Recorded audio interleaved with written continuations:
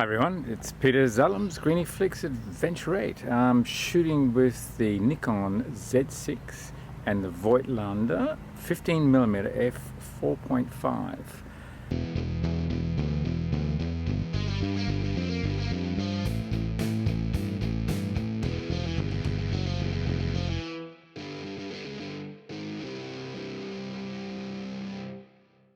This is a great manual setup. The Nikon Z6, and being a mirrorless camera, you can basically put almost any lens on it from any manufacturer. I like to have something that's small, discreet, wide angle, and being able to shoot in any location. So this is a good setup. What I'll do in this video is I'll just go through the settings that I use on the Z6 when I want to shoot manual. So it's a great complement to my Leica M series camera. I've got the M240p, and I like to shoot that manual as well. Well, it only shoots manual, of course, and it's a rangefinder camera. The great advantage of the Nikon Z6 over the Leica is that you've got the electronic viewfinder that's already built in. Mind you, the Leica has an electronic viewfinder as well that you can attach, but I find it easier to actually use it on the Z6 than I do on the Leica. But I will maybe have another go with that and see how I do.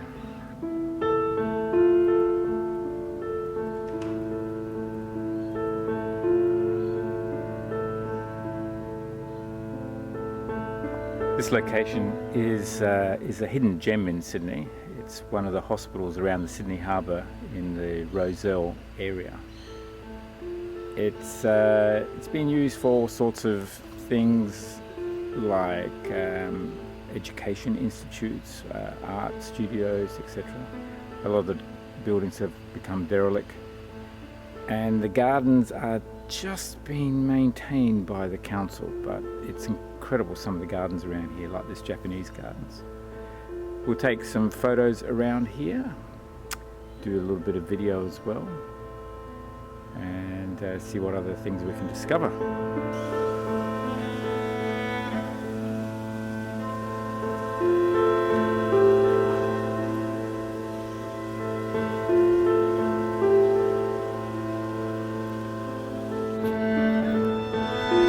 Hi, how are you?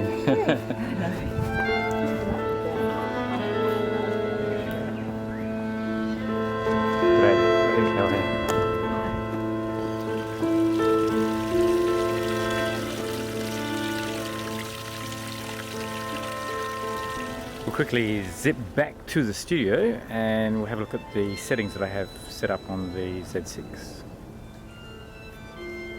We've got the Z6 with the Voigtlander 15mm 4.5. As a comparison, I've got my Leica M240p with a 21mm f2.8 Leica lens. So they're similar size and shape, obviously a little bit different. The Leica is actually heavier because the lens is heavier. It's 200 grams heavier. As far as bodies are concerned, I think they're much the same, but the 21mm lens is much heavier than the little Voigtlander 15mm.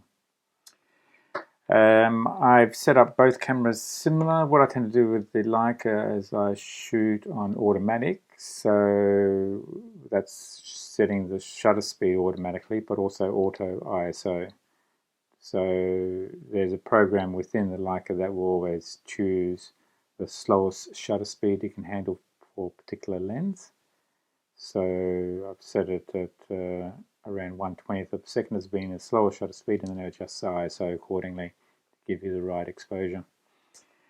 On the Z6, what I'm doing is I'm actually using the manual setting here. And then using auto ISO. I find that's the best combination. I can then choose the shutter speed that I want to give me the right exposure shooting, and obviously when I choose the shutter speed, the ISO will adjust automatically. If I go too low, then the ISO will only go down to 100, and, which means I'll be way overexposed for this particular situation. Anyway, so that's the setup that I have. Let's have a look in Lightroom at some of the photographs. I actually took a few extra photos around the Iron Cove Bridge, which is in the Rozelle area, and also a beach location at McMaster's Beach. And we'll have a quick look at those and see how the little 15mm lens performed with the Z6. I start off my journey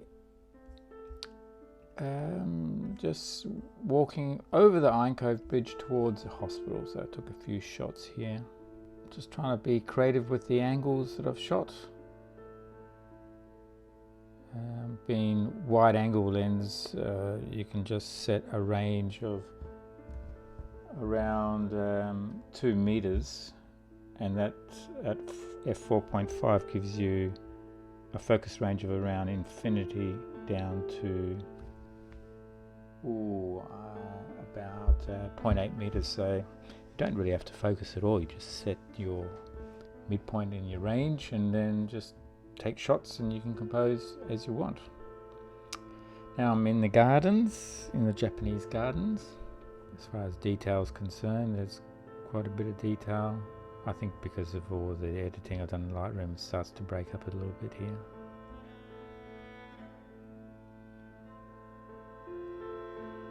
This shot was taken at 1 second exposure, trying to get some movement in the water, and you can see the splashing here.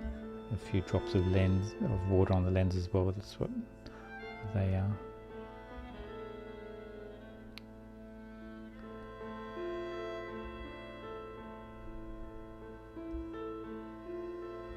But there's lots of detail.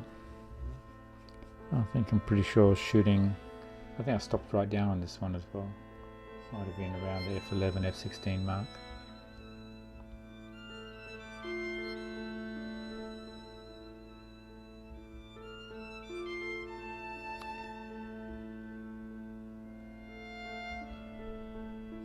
And then at McMaster's Beach, so 0.5 second exposure here. Bit of adjustment within Lightroom to get the exposures, some graduation adjustment here as well. And the Milky Way from McMaster's Beach.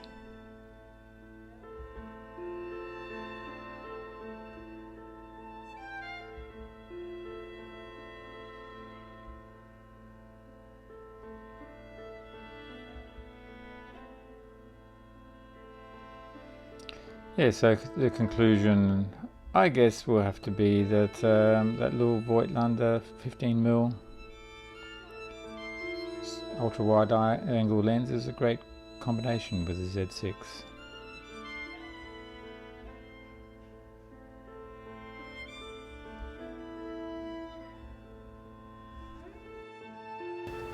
It's been great walking through these gardens, and I hope you've enjoyed this video. The Z6 is fantastic with a really ultra wide angle lens, and no doubt Nikon will bring out their S series lenses in the ultra wide angle, but for now I'll use these other lenses that all fit on the Z6, like the Voigtlander 15mm f4.5. Hope you've enjoyed this video.